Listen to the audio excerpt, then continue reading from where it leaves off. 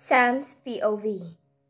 Hindi ako natulog sa buong biyahe. Hinintay ko talaga na marating namin ng Pilipinas. Nakamasid lang ako sa anak ko habang nag-iisip ng malalim. Lumilipad ang utak ko sa ibang bagay. Malalim ang iniisip ko. Bahala na. 5 p.m. dumating kami sa Pilipinas. Hindi ko na kailangang gisingin si Manang at ang anak ko dahil gising na sila nung lumapag kami. Lumabas ka agad ako sa private plane. Halos gusto ko nang iwanan si Manang para lang mapuntahan ng magulang ko. Sinalubong ka agad kami ni tita kasabay nun ng malakas na hangin. Niyakap ako ni tita, kasama nito si Migs. Nagtatanong ang mga mata nila, pero wala ako sa oras para magpaliwanag ngayon. Ano, nag-usap na ba kayo ni Kiel? Nahanap ka ba niya? Sunod-sunod na tanong ni tita na bahagya pang sumulyap kay Migs na nasa harapan na ng anak ko at inaasar ito. Ha? Anong sinasabi ni tita? Tiningnan ko itong nakakunot noo, pero pinilig ko na lang ang ulo ko at hindi na pinansin ang sinabi nito. Kayo munang bahala kina Austin, meron lang akong pupuntahan. Please tita, keep them safe. Pagsusumamo ko bago ako lumapit sa anak ko at hinalikan ito sa pisngi. Niyakap ko din si Manang, Migs at tita. Where are you going, Samantha? Takang tanong na habol ni tita. Ngumiti lang ako dito at tinuro ang anak kong nakatingin sa akin. Dumiretso kaagad ako sa daan at umabang ng taxi. Hindi ako mapakalit, kinakabahan ako. Pumasok kaagad ako sa taxi at sinabing address na pupuntahan ko. Napahilot ako sa sentido ko at nabuga ang isang malakas na buntong hininga. My heart is beating so fast. It was hurting. I get it. Alam kong malaki ang kasalanan ng magulang ko sa akin. Pero sa ngayon, isinantabi ko muna. Sabihin na nating tulong ko lang ito sa kanila. Gusto ko lang makatulong. Konsensya ko kapag merong nangyaring masama sa kanila. Yes, gusto ko silang saktan noon. Pero hindi ko pa rin gustong mapahamak sila. Lumabas ako ng taxi ng ilang sandali pa narating namin ang bahay ng magulang ko. Nag-doorbell ako at ilang sandali pa bumukas ang gate. At lumabas doon ang isang katulong na nooy pinagtanungan ko kung nasa ng anak ko. Sina mami? Kaagad kong tanong. Kumunot ang noo nito at doon ko lang napagtanto kung anong sinabi ko. Oo nga pala, hindi ako kilala nito kasi bagong katulong to. I mean, nasa loob si Mr. and Mrs. Perez? Umiling ka agad ang katulong na pinagtanungan ko. Umalis po eh. Papunta po atang kumpanya nila. Galit yun nang umalis sila ni Sir. Shit. Kaagad akong tumalikod at pumasok ulit sa taxi. Hindi na ako nag-abalang magpasalamat sa katulong. Pinaandar kaagad ni Manong ang kotse pagkatapos kong sabihin ng address ng Perez Real Estate. Hindi ako mapakali. Kinakabahan ako. Nanatili ang paningin ko sa unahan at hiniling na sana marating na namin ang Perez Real Estate. Huminga ako ng malalim at sinubukang kalmahin ang sarili. Wala akong ibang nasa isip ngayon, kundi ang magulang ko. I sighed. Lumabas kaagad ako ng taxi nang marating namin ito. Nakailaw ang lahat at meron pang natitirang empleyado kahit papano. Kaagad akong dumiretso sa entrance pero napahinto din nang mula dito kung saan ako nakatayo at kitang-kita kong magulang kong nakaharap kay Sofia. Nalaglag ang panga. Pumasok kaagad ako at, "Hindi kita anak!" Napahinto ako nang marinig kong nanginginig na boses ng aking ina. Magkaharap sila pero ang pinagkaiba lang, nakayuko si Sofia habang nakatingin sa isang puting papel. Nanginginig ang katawan ng aking ina habang si Dad naman ay nasa tabi ni Mommy. Napatingin sa kanilang empleyado na hanggang ngayon ay andito pa. Napahinto din ako at hindi ko alam kung anong gagawin ko. Sa ngayon hindi pa nila ako nakikita dahil nakatalikod ang magulang ko sa akin. Habang si Sofia naman ay hinarangan ng magulang ko. What? This is not true, Ma'am.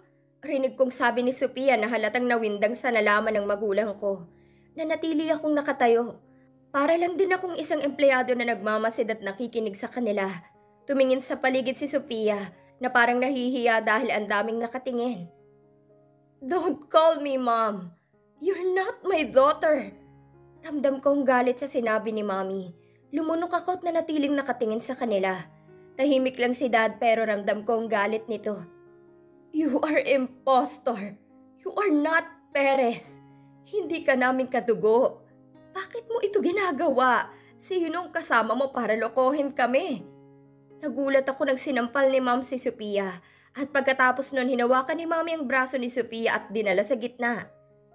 Everyone, ang babaeng to'y hindi ko anak.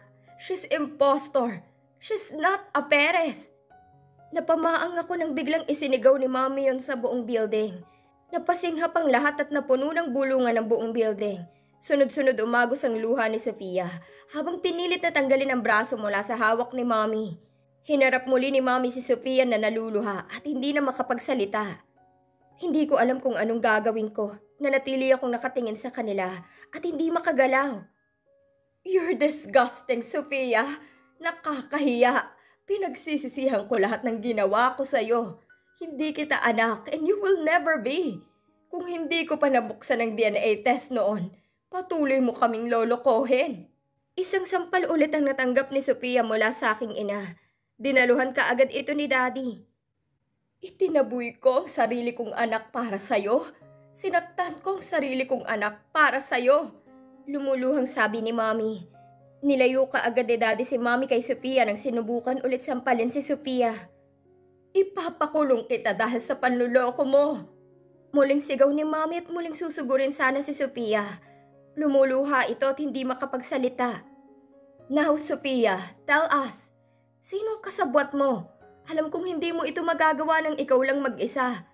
Kalmado pero nanggigigil na sabi ni Dad habang yakap-yakap pa rin ang ina kong umiiyak. Hindi sumagot si Sofia at umiyak lang. Guard, damputin ang babaeng to. Sigaw ni Dad habang galit na nakaturo kay Sofia na nagulat at umiiyak. Huwag niyong damputin ang anak ko! Sabay-sabay namin nilingon sa likod namin kung saan nagsalita at tumambad sa akin si Danica. Na pinuntahan kaagad si Sofia na umiiyak at ramdam kong takot nito. Nanatili ang mata ko sa tatlong lalaking nakasunod kay Danica. Nakaramdam kaagad ako ng takot nang makita ko sila. Umatras ako ng isang beses at tumindig ang balahibo ko. Hinabol kong hininga ko. Hindi ko matanggal ang paningin ko sa kanila. Danica, what is the meaning of this? Rinig kong gulat na tanong ng aking ina na tumigil na kakaiyak. At napatingin kay Danica na walang emosyon habang nasa likod nito si Sofia na tumigil na din sa kakaiyak. Ang kapal ng mukha mo para saktan ang anak ko. Galit na sambit ni Danica at hindi pinansin ang sinabi ng aking ina. Gulat ang magulang ko mula sa narinig nila kay Danica. Hindi sila makapagsalita dahil sa gulat. Habang ako naman ay nanatiling nakatingin sa tatlong lalaki na nakangisi habang pinagmamasdan ng buong building. Anak? Anak mo si Sofia? Gulat na tanong ni Mami at umatras pa ng isang beses. Napahawak si Daddy kay Mami at pati ito nagulat sa nalaman. Nagulat din ako sa nalaman ko at hindi ko alam kung bakit ginagawa nila ito. Para sa pera? Ang babaw naman ang dahilan para kailangang manloko at magpakidnap. She is! Ngumisi si Danica habang nakatingin sa magulang ko. Lumapit si Lucio sa kanila at kaagad kong nakita ang baril na nasa bewang nila. Naalerto kaagad ang guard at ang mga tauhan ni Daddy habang mga empleyado naman ay nag-uunahang umalis dahilan para maiwan ako at mapunta sa akin ang paningin nilang lahat. Gulat ang magulang ko habang nakatingin sa akin. Ganon din si Danica. Kaagad kong nilipat ang paningin ko kay Sofia na galit na napatingin sa akin at tinuro-turo ako. Kumalabog ang dibdib ko. Natatakot ako. Umatras ako ng isang beses. Ha? Why are you doing this? Bakit mo ito ginagawa, Danica? I trust you. Si Mami na nakabawi sa gulat. Lumapit sana doon si Mami pero kaagad itong tinutukan ng baril ni Lucio. Nataranta kaagad ako nang makita ang gulat sa mukha ni Mami ko. Lalapit na sana ako pero sa akin naman tinutok ni Lucio ang baril. One more step and you're dead. Tumindig ang aking balahibo nang marinig ko ulit ang boses nito. Umatras ako ng isang beses at napatingin sa Mami kong nahirapang huminga. Paalisin mo kami dito, Alex, at kung hindi magkakagulo talaga dito sa buong building. Seryosong sabi ni Danica habang pinagmasdan ng magulang kong galit na nakatingin sa kanila. Tumaas ang kilay ni Danica habang nakatingin sa Mami kong nahihirapang huminga. Let's go! Bumaling si Danica sa asawa bago tumango. Hudyat na paalis na sila. See you soon! Baling nito sa amin habang nakangisi. Nauna itong lumabas habang nasa likod ng tatlong lalaki na merong hawak na baril habang nakatingin sa akin. Ang kinis mo pa rin pala. Sabay halakhak nito. Komento yun ng isang kasama ni Lucio. Bumalik ka agad sa akin na nangyari noon. Hinabol kong hininga ko habang nakatingin dito. Pakiramdam ko nasa katawan ko ang mga maggaspang nilang kamay. Let's take her to the hospital. Bumaling ako kina Dad nang narinig kong sigaw nito sa isang tauhan. Tumambad ka agad sa akin nang wala nang malay na ina ko. Ibinaling ko naman ang tingin sa labas nang marinig ko kaagad ang pag-andar ng isang van, kung saan ito ang van na kumuha sa akin sa bahay. Kaagad akong lumabas at lumapit sa isang taxi driver. Manong, favor lang po. Sundan niyo po ang van. Please, magbabayad po ako. Nagulat si Manong sa sinabi ko. Nawindang ata sa sinabi ko. Pero kasi wala akong ibang maisip kundi ito lang. Baka makawala pa sila at hindi namin mahanap kung saan sila pupunta. Naku ma'am, delikado pong pinapagawa niyo sa akin. Baka madamay po ako. Pilit ng ngiti ni Manong driver nung sinakyan ko kanina. Ngumuso ako. Please, Manong, susundan mo lang sila. Hindi naman nila alam na sinusundan mo sila dahil nakataksi ka. Hindi nila iisipin na sinusundan mo sila. Sige na po, Manong, magbabayad po ako kahit magkano. Pagsusumamo ko dahil wala akong ibang maisip kung papaano ko malalaman kung saan sila pupunta. Sige na nga po. Napangiti ako sa sagot ni Manong. Kinuha ko kaagad ang phone ko at ibinigay ko sa kanyang number ko. Pag nalaman na po niyo kung saan sila pupunta, pakitawagan po ako at kung maaari, umalis po kayo kaagad para hindi kayo mapahamak. Tumango ang driver sa sinabi ko bago ako tumabi upang padaanin ito. Nakahinga ko ng maluwag doon dahil at least hindi na ako mahihirapan para hanapin sila. Kailangan nilang managot sa ginawa nila sa amin, lalong-lalo na sa akin. Bumalik ang paningin ko sa loob ng building at kaagad kong nakitang pagkarga ni Dad sa walang malay na si Mommy. Kaagad akong lumapit dito, hindi ko na pinansin si Dad na gulat na napatingin sa akin. Sam? Narinig kong banggit ni Dad sa pangalan ko. Nilingon ko ito at tiningnan lang. Nakita ko ulit ang sakit at ang pagsisisi sa mga mata nito. Umiwas ako ng tingin at binalik sa Mommy ko. We need to take her to the hospital. Seryosong sabi ko. Tumango kaagad ang aking ama at pumasok sa SUV. Sinabihan ko na din ang mga tauhan nito na hindi nasundan sina Danica para hindi masira ang plano namin ni Manong.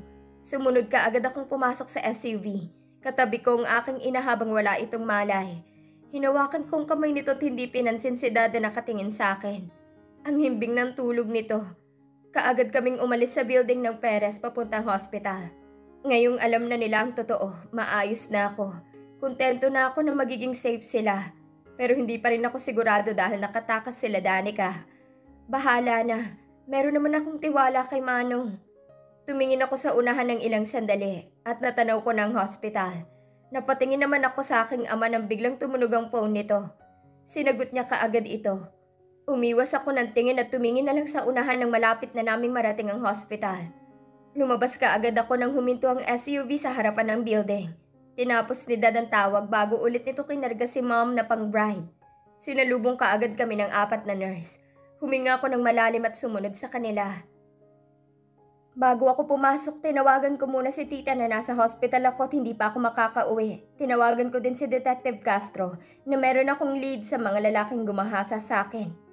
Binaba ko kaagad ang phone ko bago ako pumasok sa hospital. Pumasok kaagad ako sa elevator at pinindot ang tamang palapag kung saan nakakonfine si Mommy. Nangihina ako at ramdam ko sa sarili ko yun. Huminga ako ng malalim. Magulang ko pa rin sila. Sila pa rin ang lumuwal sa akin dito sa mundo. At kahit dalaw na lang sana magagawa ko, kahit na gaano kalaking kasalanan nila. Kinalma kong sarili ko bago ako lumabas ng tumunog ang elevator. Hudyat na nasa tamang palapag na ako. Lumingaling ako sa paligid at sa kanan ko. Nakita ko ang ama kong nakaupo habang nakayuko. Kinagat kong pang-ibabang labi ko. Nasasaktan ako habang nakatingin dito. Dahan-dahan akong naglakad palapit dito. Masiguro ko lang na maayos ang Mommy ko, aalis ka agad ako. Masiguro ko lang na maayos sila, aalis ako. Lumapit ako sa pintuan kung saan ipinasok ang aking ina at sumilip sa salamin na bintana. Kasalukuyang sinusuri ng nurse ang Mommy ko. Napatingin ako sa mukha nito at ramdam ko kaagad ang pagod nito. Umiwas ako ng tingin at napatingin sa harap kung saan nakaupo ang aking ama na ngayon pagod na nakatingin na sa akin. Okay lang po ba kayo? Hindi ko maiwasang hindi magtanong sa kanya Kahit anong pigil ko sa sarili ko, napatingin sa akin si Dad na nangingilid ang luha. I miss you, Dad. Umiwas ako ng tingin nang biglang pumasok yun sa isip ko at binalingan na lang ang aking ina na hanggang ngayon sinusuri pa ng mga nurse. Pinipiga ang puso ko para itong pinupunit ng pinong-pino. Masakit at nasasaktan talaga ako ng sobra. I'm sorry. Natigilan ako't hindi maiwasang hindi magulat nang marinig ko ang nababasag na boses ni Dad. Napalingin ako dito at tumambad sa akin ang aking amang dahan-dahang tumayo at lumapit sa akin.